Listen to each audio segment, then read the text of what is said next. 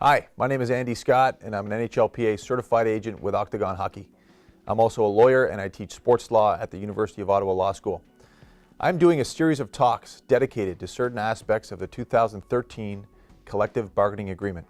In the next discussion, I will explain the new CBA rules on contract variability for multi-year player contracts. However, before looking at the rules under the current CBA, it will be important to explain the background regarding how we got to this point.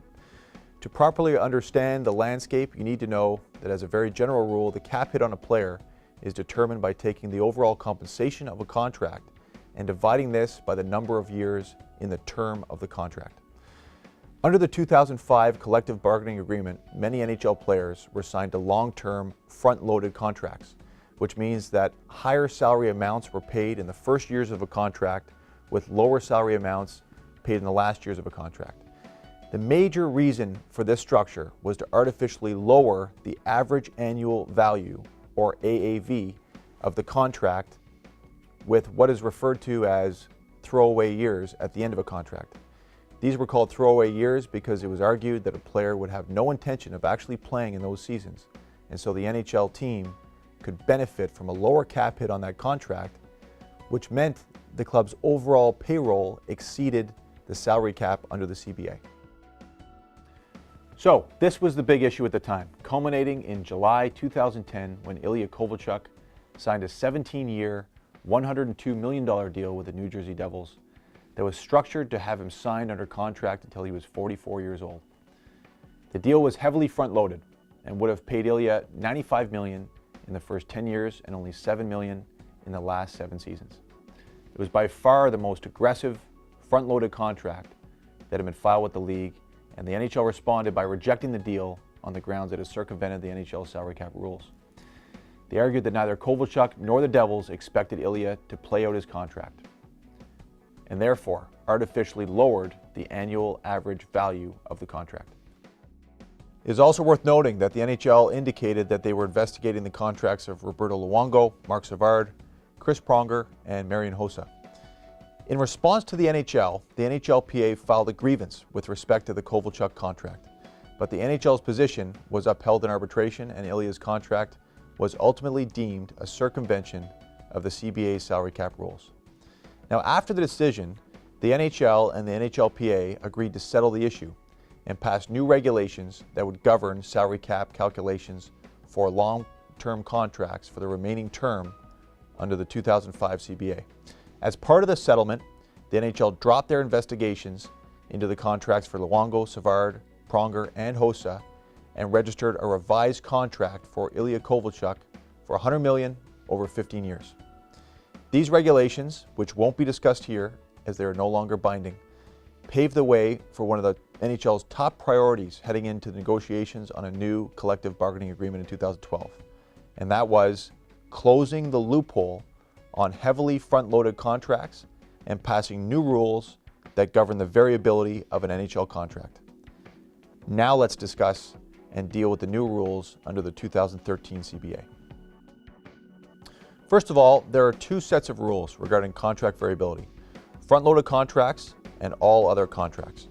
Under the new CBA, a contract is front-loaded if the average amount in the first half of the deal is greater than the cap hit. I would note that if the deal is an odd number, say 5 years, then you would just take 50% of the compensation in the middle year and count this as part of the first half. Also, please note that throughout this session, compensation will refer to salary and signing bonus. Let's deal with front-loaded contracts first. For a front-loaded contract, the variability between years is limited to 35% of the first year's compensation. For example, let's take a player that earns $2 million in the first year of his deal. 35% of $2 million obviously equals $700,000. And so the year-to-year variability on that deal, up or down, cannot be greater than $700,000.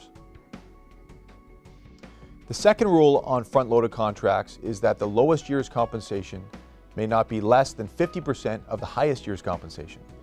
So, going back to our player earning $2 million in the first year of a front-loaded deal, if that was his lowest year in terms of compensation, then he cannot earn more than $4 million in any other year of the deal. For all contracts other than front-loaded contracts, the 100% rule applies. Now, this is arguably one of the most confusing and misinterpreted rules in the CBA, but once you break it down, it is actually quite simple.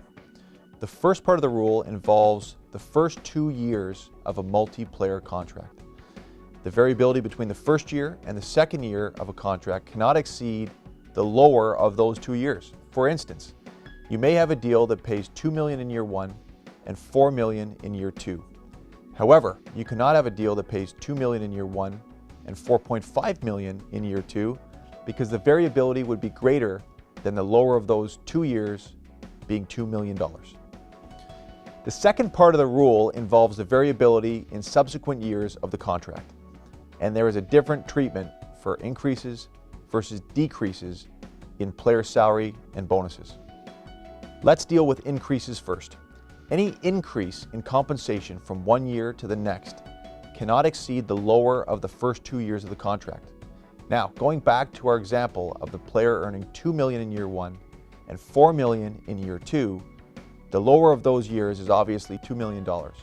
And so the highest increase in compensation from 1 year to the next for that contract will be $2 million.